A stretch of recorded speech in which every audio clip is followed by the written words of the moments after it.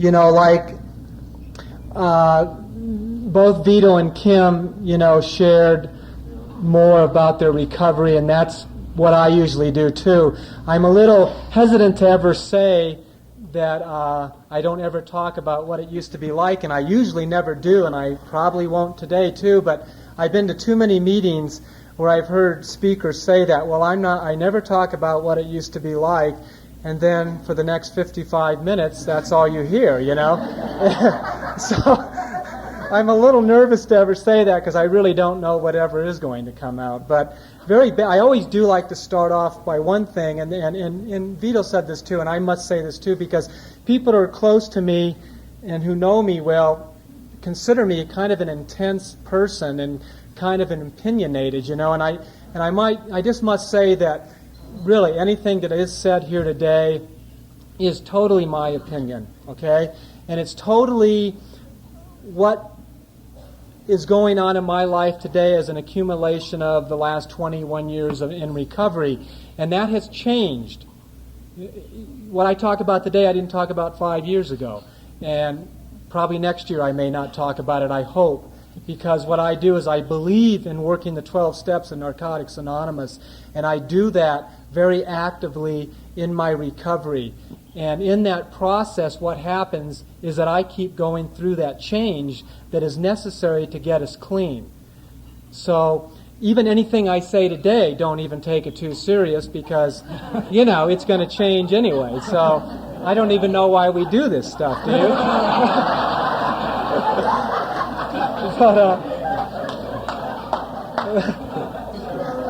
But what I do love, and I'll say, and I may get kind of airy-fairy too, because that's my recovery is really airy-fairy. I really take the higher power thing and the spiritual aspect of life very seriously. In fact, I've come to believe that what we are spiritual beings having a human experience.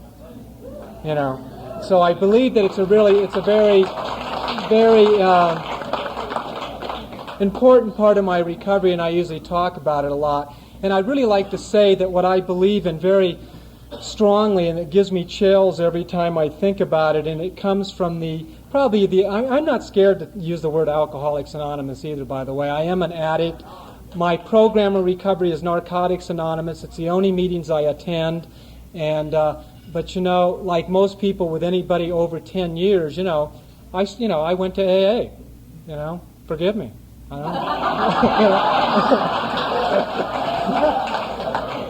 haven't been to one in a long time, but I love how the 12 steps originated, and that is that somebody like us that was a hopeless addict, alcoholic, whatever you want, was addicted to putting something in their body to change their feelings, went to a very famous psychologist in the early 1930s, and he went to Carl Jung.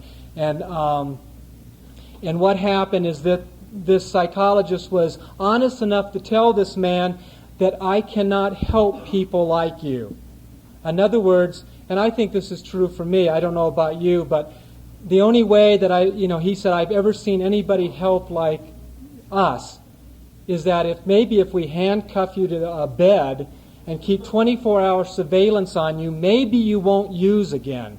But I know me, I know that there's lacquer on that bedpost, and I'll eat it. I'll start chewing on it to get the lacquer in me to get high, So nothing works, But what he told this man, he said, in a few rare incidences, I've seen people go through a profound personality change, I get goosebumps, brought on by a spiritual experience.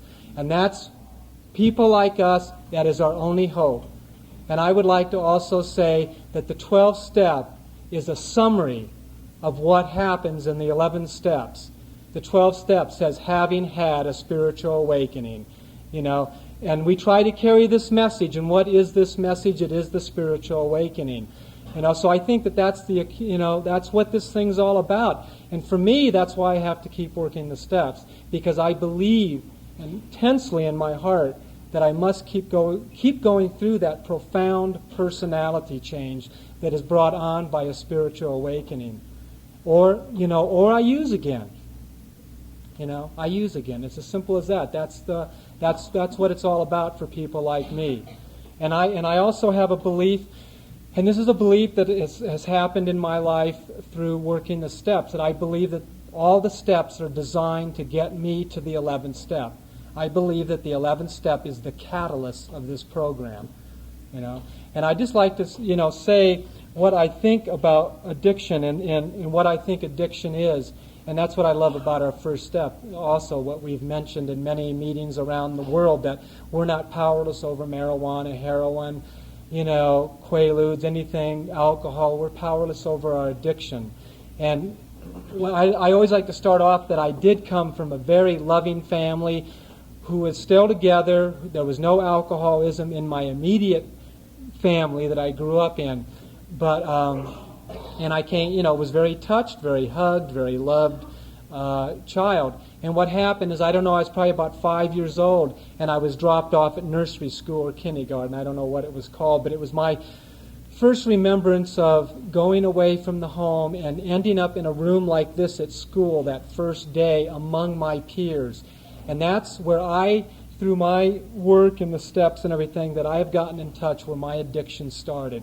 And what happened that day in that classroom, and I walked in that room, is that I definitely knew in my heart that every one of you had it together and I didn't.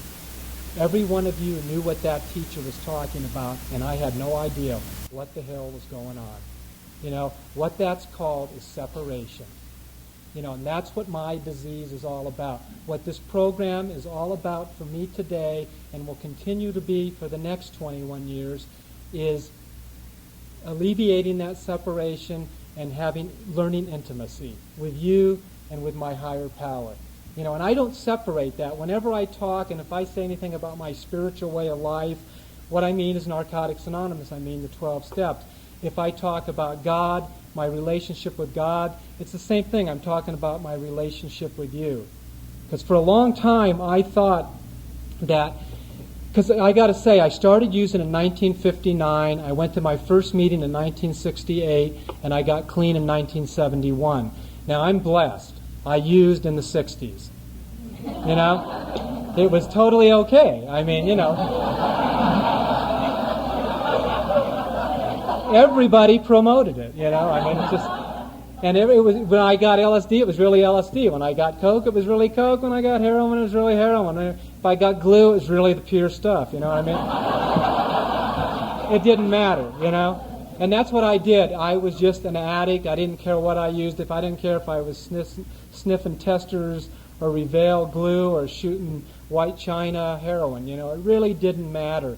The thing is, I had an obsession to put something in my body, and when the stuff wasn't there, it was Vin Rosé wine, shooting that, no-dose tablets, whatever. If I could dissolve it and get it into the syringe through the cotton, I used it. You know what I mean? It didn't really matter. So that's probably enough of all that. But I was blessed to use in the 60s, and when I wasn't doing that weird stuff, I was taking, of course, lots of LSD and smoking lots of hash for spiritual reasons. I did most of my using. I've been in Hawaii since 1962.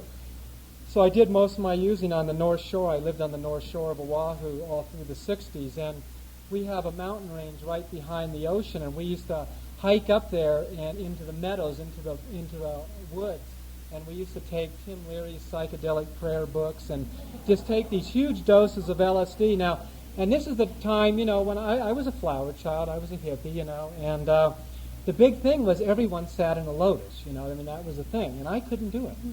So, right there was so much shame involved, you know what I mean? So, I had to always, kneel if I was And when you kneel, try kneeling for a couple hours. You lose, I'm lucky I didn't lose my legs, The circulation is cut off and everything like that, and we're sitting there doing these intense prayers, and everybody's in their lotus, and we're on these high doses, and I know, like in school, everybody else has got it together. They're all in samadhi.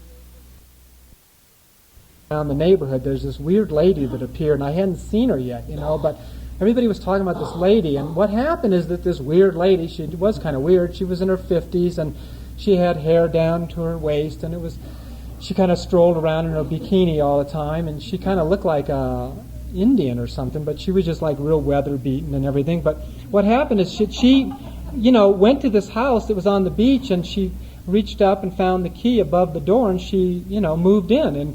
And what happened is that weekend, the real estate agent came out to show the house, and he said, "What are you doing here?" And this lady said, "God told me to come here." And what happened is that this lady ended up being my sponsor for about 10 years. And that probably isn't World Service Conference approved, but I've never done any stuff World Service Conference approved, really. But this lady was my sponsor, and what happened is she did move into that house, and she was led there. And she had 8 years in the program, in AA at that time. But what happened is that she attracted all the addicts, a group of addicts on the North Shore at that time in 1968. And I went to my first meeting, and I'd never heard anybody identify them. I'd never even, I'd been kicked out of the Navy. I had been to psychiatrists, and they had always labeled me all these little different labels, you know what I mean? And all these psychological labels that were wrong with me, and they just gave me more medication, and sent me on my way. But this is the first time I ever heard a concept that I had a disease, and I'll tell you what brought me back to my second meeting. It wasn't so much that I was sitting in a room and heard people talk about using the way I did or drinking or whatever, that a man that night talked about his feelings, and I'd never heard anybody do that. He talked about that fear. He talked about that separation inside of himself, and I'd never heard anyone cop to that. I definitely by this time thought I was the only one like that. Sitting there getting loaded with everybody, and I'd just be so, withdrawn and in myself, and just knew everybody was talking about me, and none of the drugs were working, and I just thought I was the only one like that. And that's what brought me back to my second meeting, hearing somebody talk about their feelings like that, And for me, it took like 3 more years of bouncing in and out of this program, to get to that place of recovery. And that place, what I call that, and for anybody that's like new in the room this morning, I just like to say that, I had bounced in and out for 3 years, and there weren't treatment centers then, and I just, was bouncing in and out. And I can't tell you what happened. I got clean October 20th, 1971. I went to bed October 19th, really loaded. And I had heroin in the house, pills in the house, pot in the house, alcohol in the house when I woke up the next morning. And my normal thing would be to do when I woke up is run for the back porch, puke, and then fix, And I didn't plan on getting clean that morning. I'd given up. My sponsor had left the island. Everybody else I knew in recovery, these other people in 1968 that went to these meetings all got clean. I kept bouncing in and out. And I'd given up. That last run lasted 11 months that I was on. And I don't know what happened, but I got up, and for some reason I didn't get loaded that first second, and I walked across the street to the beach, and there was lava rocks there. And I'm still learning to understand this today, what happened that morning, But I know there's a higher power, because I was ready to throw my head into the lava rocks. I just wanted to die. And all of a sudden it was like somebody wrapped a blanket around me. I just felt this warmth go through me, and I felt a peace go through me. And I heard a voice say, "You don't have to use again." And I picked myself up, and I had no money. And I had my son with me. My wife had left. We had 2 kids. Why she left my son with me, I'll never know. But I know today it was because that was for 4 months I had him. And I identify with a single mother and everything now, and the using. And somehow he kept me on the planet, And in the blackouts and the using in those 4 months, I guess it was him that kept me alive somehow. He's got a year clean next month. That's really cool.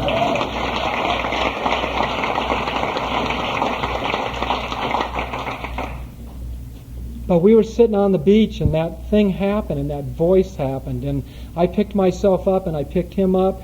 I went home, I packed some clothes, and I told the people in the house I'm going to Maui because another friend of mine named Tom had gotten clean a couple of years before that, and he was on Maui, and I hitchhiked into the airport. I took a big mushroom candle. I'd been making candles, and I had no money, and I hitchhiked in, tried to sell the candle, and couldn't, and I got in line at the counter to buy my ticket, and by the time I got to the desk to pay for my ticket, I'd sold the candle for my exact amount I needed, and I flew over to Maui, and I got off in Lahaina, didn't even know where he was, and saw one of his brothers, and walked up to his house, and I just said, you know what, Tom, I'm willing to go to any lengths.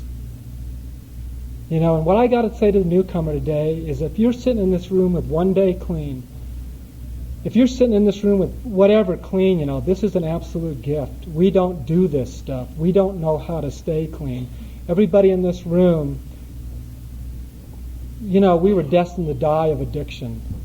And something happened where we ended up in a room somehow, by some miracle, clean. And all I can say is I don't know how to repeat that again. That's why I ain't going back out. I don't know how to repeat that certain incident in my life that this time got me to that beach that day, to that first meeting that night, and I haven't used since. But all I know is that I have become willing to do anything it takes to hang on to that gift. Anything it takes. And that's what my recovery is about today. It's very, very important to me. I have a lot of fun, but I take it really serious. And that's why I'm still, like Vito said, I'm still showing up in meetings 21 years later. I'm very active in this program, very active in H&I work. I've been active in World Service for a few years. I'm very active on the area level still. I sponsor a lot of people. I found something that works. And I'm going to keep coming back because it works. And it just is very precious in my heart. And there isn't a formula to make that happen, to get here. There is no formula. The only one I know is you just keep using, and somehow something happens and you end up here. I know the formula for staying here, though, and it's 1 through 12. And I know that that's very important in my life. I'd like to share a bit about the last 21 years, about the pain I've been through, about the joy I felt, about the magic that I have felt, because it's been wonderful. I call it an adventure. I call recovery an adventure, and I know it isn't over, I know there's more pain ahead. I know there's more joy ahead. I just want to keep showing up, because I'll tell you, it is really good right now. I feel very blessed in my life. Most of the time there's a tremendous amount of joy going on inside my heart, And all I know is if it's this good now after 21 years, I want to know what it's going to be like in another 21. Because I know that it'll keep getting better. As long as I'm willing to keep showing up here and keep opening up to you people and keep sharing what's in my heart, and when I'm hurting, let you know about it. And ask for help and ask for the guidance. I'll tell you, my recovery hasn't been easy. There's a saying that goes around, and I know what they mean, I just like to say it in a little different way. I know there's a saying that goes, you hear it all the time, that my worst day of using is better than my best day.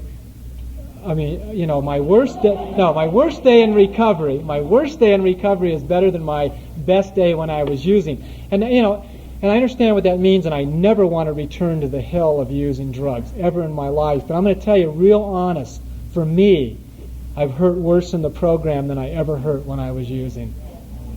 And I'll tell you why, because I don't use anymore. I gotta feel the feelings.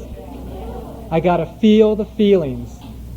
And I want to be a full, alive human being this time around. And what I have found out is that to the extent that I can feel the pain today, to the extent that I have opened my heart up to feel the pain, to be vulnerable, to be honest and work those steps and look at myself, to that extent, on the other side of it, I get to feel the joy. It doesn't go, I don't get just to feel the joy. It's just not the way it is on the planet for some reason, And that's where we're at. I have strong feelings of what it'll be like on the other side, but I ain't there yet. I am right here in this body right now, and it isn't always easy. But I haven't had to use, because I have showed up in these rooms.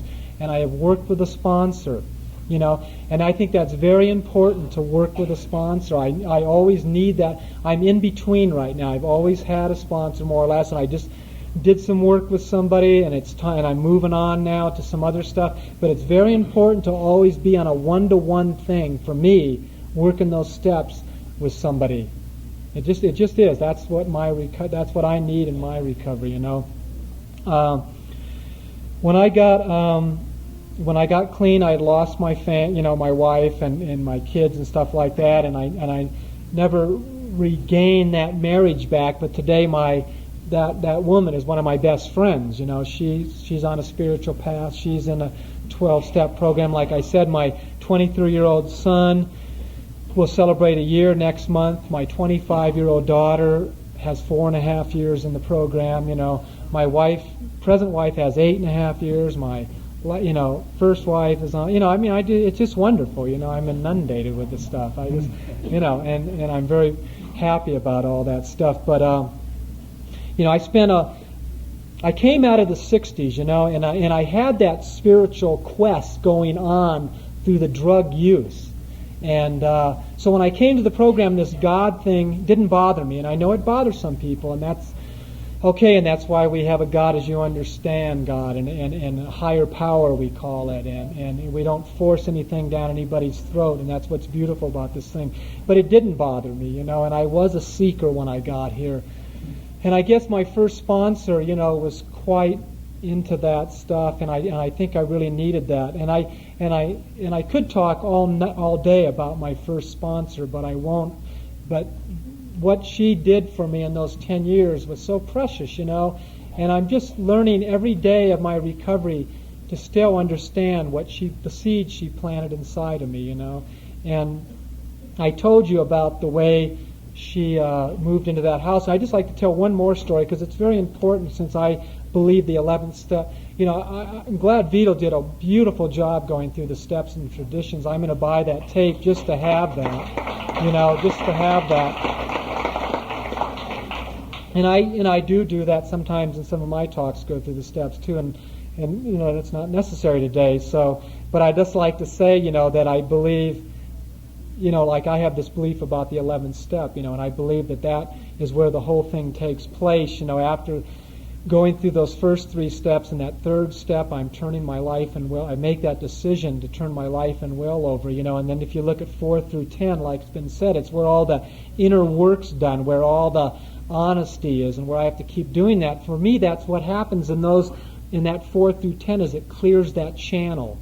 It clears the channel for the 11th step to take place. And I believe that's where the 3rd step is really fully taken, is in the 11th step. That's where I find the power to carry out God's will, So I'm really like into the 11th step, and I'll talk maybe a little more about that. But I just like to say that my sponsor's whole life was contingent on that step, that she woke up every morning from 3 to 4 in the morning and spent at least 2 hours every day in meditation, I'm too busy to do that myself, I do get up between 4 and 5 every morning. I do spend anywhere from 30 to 60 minutes, and that's all I can do. And most of that time my head's going all over the place. But like I said, it's not up to me to understand why I have to do that. It's just up to me to do it, But what happened is that my first sponsor's whole life was contingent on the guidance she got in her 11th step.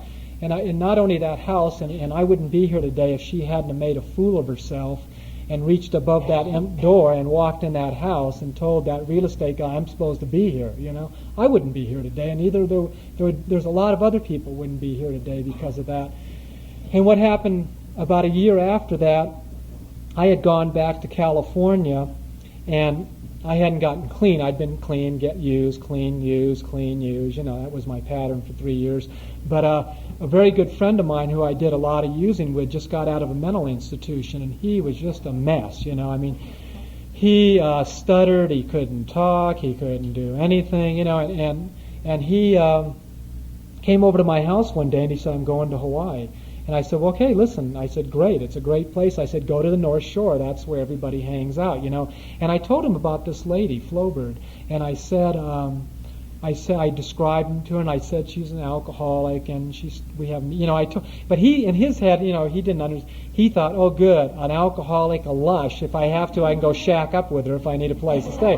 That's what he heard, So what happened is he flew into Hawaii, and late at night he got in and he hitchhiked out to the North Shore about 1 o'clock in the morning, and fell asleep on the beach, and he woke up the next morning and he went, oh my God, what have I done, and he just has no money, and the island isn't this little thing you can ride a bicycle around with grass shacks, it's this huge thing that it's an actual functioning,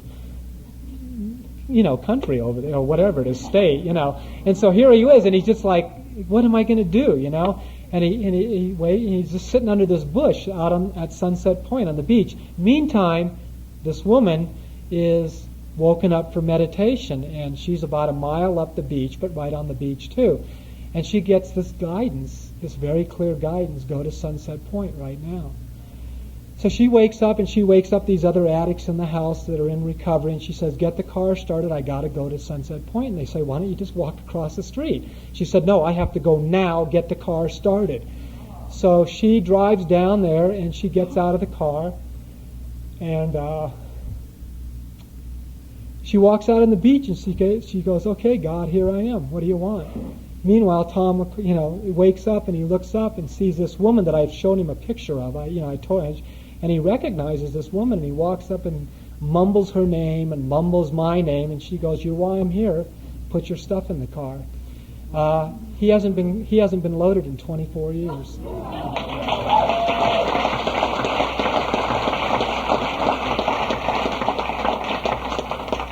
I find it very important that if I'm going to work these steps, that I really do it. I believe in what they say. That if this is my life path, that I have to do it. And I don't think it's easy. And I'm going to let you tell you, there's never been a time I've gone through the steps and then I write them out with my sponsor that I think I'm doing it right. Ever. I've never wrote a step out and thought, oh boy, have I gotten in touch with the stuff this time, this is the one, and I go and I just go show up and I read it, but what happens is that it's a process, and I'm not going to get the 20th Century Fox Showtime deal, you know what I mean? It's a slow process, and I believe that this spirit keeps waking up, it just keeps waking up, and I keep getting more in touch, and that what happens is that the separation becomes a little less and there's more intimacy. And I always was one in the 60s that always wanted to end up in India, not just to smoke the hash, but I just thought maybe I would, go sit in a cave somewhere with a guru for about 20 years, and it might happen. But that's not the deal with me. The deal was that I didn't get to wear white robes and a turban and do all that glamorous stuff, What happened is I ended up in these rooms, and I ended up with a disease of addiction.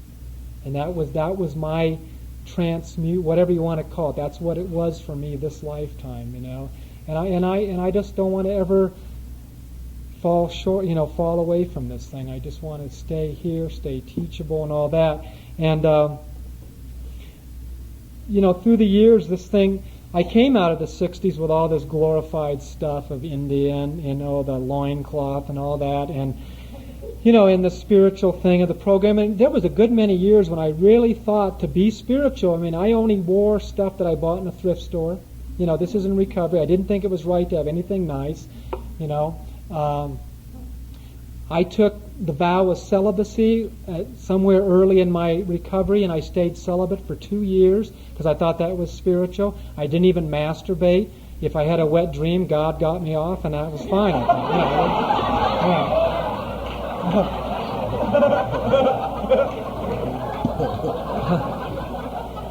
But I even saw this movie one time, and this is all recovery thinking now. This is not using, And I saw this movie one time of St. Francis's life, That did it. Oh boy, that did it. He was sitting there building his church in the winter barefooted, That did it. I was living in Virginia Beach at that time in the winter, so I made a vow, go barefooted the whole winter. I did it, in the snow, everything. just crazy stuff like that. And I just thought that's what, I guess I had to do that stuff. I don't know. But I was talking to somebody earlier about psychics too, and boy, did I do a lot of that stuff. I don't even think I could get up and go to the bathroom in the morning without calling a psychic at one point in my recovery. It was just, I just didn't know what I was supposed to do, and what happened is I went to one time, and just to put the capper on all this crazy stuff that I thought it was to be spiritual, I went there because I had been single, and I'd been looking. What I'd done is I stayed celibate. So, I thought that, but once I really got honest, and that's not what I wanted. I really wanted to meet my soulmate, Once that happened, oh boy, I just went, I shouldn't have never let that out of the bag, really. But, so I went to the psychic. The only thing I wanted to know is where is she and when is she, what's her name, everything, And this psychic told me, she said, well, Tom, I see you in a marriage to God. I don't see you with anybody else, I almost started to cry, you know what I mean? So I tried to just go, okay, I really am supposed to do this stuff, but what happened is I went back to this woman so many times that I think I finally changed a psychic's mind. She finally said, okay, I see you meeting someone, you know what I mean? So, we used to do a lot of traveling because my sponsor was still sitting in meditation every morning and still getting guidance, And what I did is I just followed her around. In my first, what was it? My first 7, I've always kept a journal since I got clean. And my first 7 years of recovery, I made 77 moves. That was, and that wasn't from down the street there. It was across country here, She was always getting guidance. I just went, So, but what happened with that is that we'd always end up in meetings in new towns, And I would always know, okay, the next town, this is it. She's waiting for me, So I'm this intense little guy that this thing has come out of now that I really do want to, I really do want to be with somebody, and it must be okay because all my friends are with people and they're on a spiritual path. I want to be with somebody too, So. We'd go to meetings, and I would I'm still really shy though, and not good at this stuff, But so we'd sit around in meetings, and then we'd do the Lord's Prayer, and you're sitting around, or the Serenity Prayer. In those days, they did the Lord's Prayer, and we'd be holding hands, and if a woman looked at me and smiled at me, it was like before the Lord's Prayer was done, I was married to her with kids, and just the whole thing, And if she said, and if by some means she even actually talked to me after the meeting. And boy, that was it. By the time when I saw her again, I said, we got to talk about our relationship. So most of my relationships, if there were any in those days, lasted about a week because I was so intense. You know what I mean? I was so empty inside, and I just wanted to be with somebody so bad. And I would just I would say, and I still am a hopeless romantic, but you put all that together, and it just was so crazy. I just blew everybody away, So anyway, through recovery, beautiful things have happened, and I, ended up. I'm married today to a very beautiful woman, and I think it's really healthy. I think we always have to work on it and stuff like that. But I feel very blessed, and I don't think I'm quite as intense in that area, at least. Anyway. I'm intense in other areas, but there's been growth. But it hasn't been easy. None of this stuff has been really easy. It's just been real hard to find the balance, in the program, and know. Like I said, today I realize though that I am a spiritual being, and we are having a human experience, and that anything I do today, it's okay to wear something nice. It's okay to be married. It's okay to have a business and have money in the bank. God just doesn't care, I don't think God cares about any of this stuff, to tell you the truth. Sometimes I get so serious and think that, I don't know, it's just, but today it's all right to have that stuff. I've really come to believe today that this whole thing that we're doing, with each other on the planet, it's just all that material, the visible stuff is just the spiritual made visible.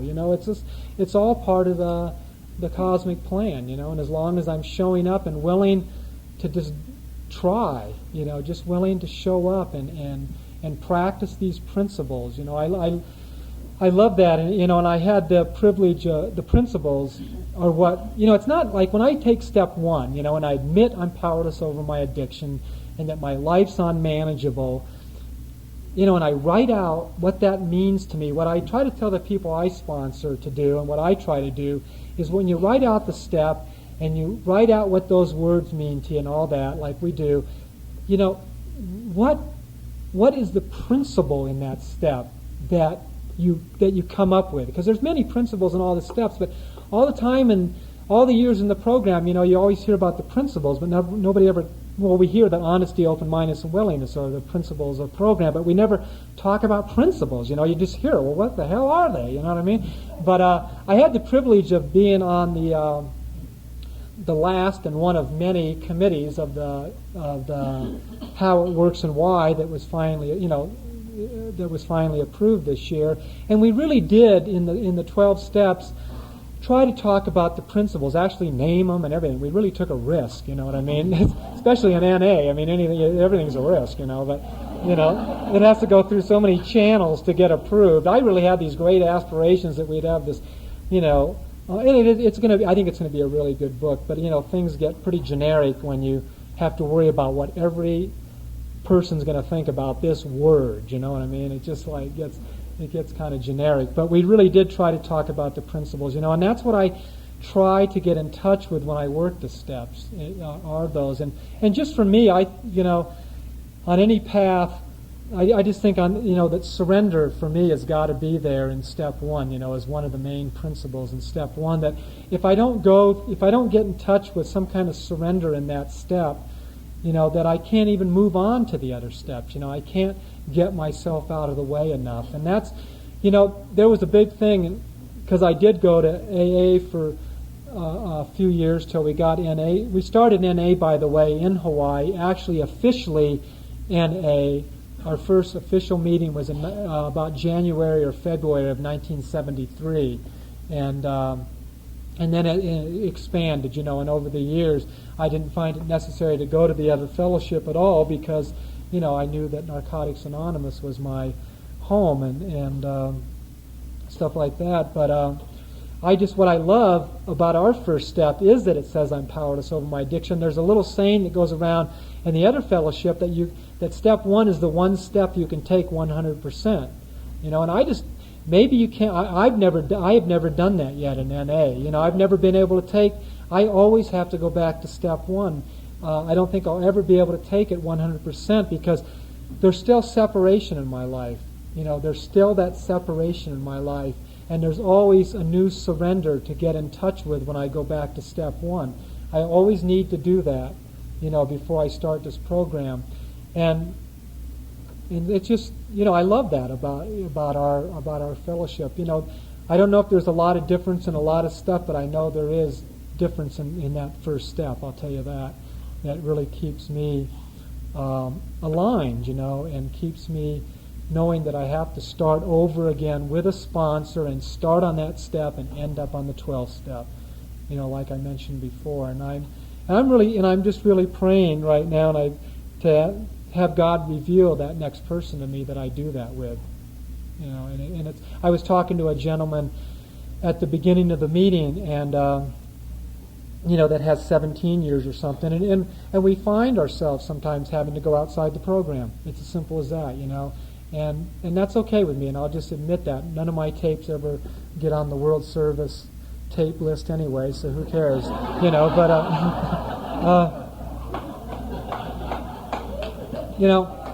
I'm going to tell you, I forgot to look at my watch when I got up here because I really am. Does anybody know what time? Anyway, because I'm really trying to be right at 1 hour. Did you hear that, Chuck? 1 hour, not 2 hours. But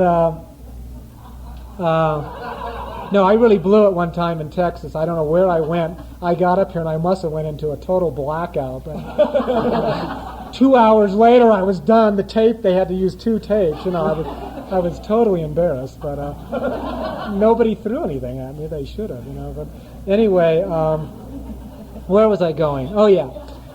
I might as well get a little rebellious and a little bit funny, but for me, when I work the 12 steps, if I really keep working them. There's times in that process that it takes me other places. For me, like this last year when I went through the steps, I did some very intense work on way back on stuff I'd never gotten in touch with.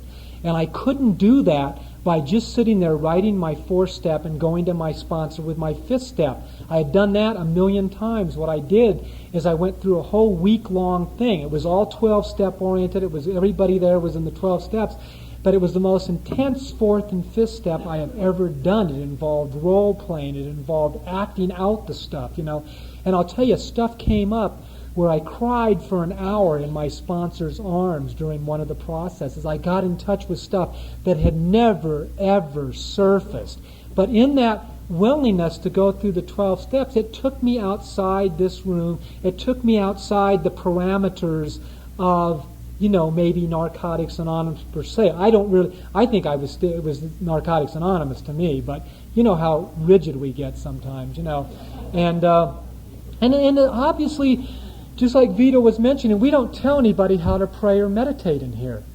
It's not our job. It's not our job to write that in the 11th step or anything else. But as I go through my steps and I work the 11th step, it has taken me outside these rooms for guidance in the 11th step through the years, And what I do today is, with my 11th step is something that I've learned outside these rooms. Thank God. That's why this thing works. I do sponsor a lot of men, and I do share my way with them. I'll tell you what I think a sponsor is. A sponsor is to help somebody go through the 12 steps and lead you to the spiritual awakening. I am not here to run someone's life. I'm not here to deal with your marriage, with anything else, your job-related stuff. When somebody comes to me with a marital problem, which most of my sponsees are in, some kind of relationship or marital problem, what I do, my job is to just keep working the steps with them and lead them to their higher power. What they need to do with that is they either need to go to Narayan for their relationship stuff, they either need to get in some kind of therapy. I don't know, but that's not what I do as a sponsor with them. It's out of my parameters. I'm not a counselor. I'm not a therapist. I'm just an addict who's seeking enlightenment. And that's all I know how to do. And that's all I can pass on to my sponsees, So I think there's times, as we work this process, that it does take us other places. But if we stay in the flow, we always, it just, for me, that's what I've had to do, And I'd just like to share a little thing, because I think it might be time to stop. So anyway, I just like to, 10:20, good, yeah, it's almost 10 more minutes. I just like to share one little thing with you. It's a little anonymous saying that I've picked up, and I really like it, because to me it tells what this program is totally about to me. And it's like this. It goes, if you want to be happy for an hour, take a nap. If you want to be happy all day long, go fishing. If you want to be happy for 6 months, get married. If you want to be happy for a year, inherit a fortune. If you want to be happy for the rest of your life, seek enlightenment and get into love and service. Thank you.